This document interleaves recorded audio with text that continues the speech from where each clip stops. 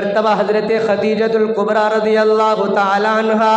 अपने घर के अंदर बेहतरीन खाना पका करके सालन का प्याला लेकर के मेरे नबी सल्लल्लाहु अलैहि वसल्लम की दरबार में पहुंच रही थी कि फ़ौरन आसमान से जिब्राइल अलैहिस्सलातु वस्सलाम उतरे और फरमाया, मेरे महबूब खदीजतुल कुबरा घर से खाना बना करके आपके पास ला रही है। अल्लाह के नबी जब वो खदीजतुल कुबरा खाना लेकर आ जाए तो उसको अल्लाह का भी सलाम और मेरा भी सलाम पहुंचा दीजिए और खदीजतुल कुबरा को जन्नत की बशारत दे दीजिए। और जन्नत के अंदर अल्लाह ने खदीजतुल कुबरा के लिए एक मोतियों का महल तैयार किया है और वो महल ऐसा महल है, ए अल्लाह के नबी, उस महल के अंदर न कभी शोर और गुल होंगे, न उस महल के अंदर कोई परेशानी आएगी।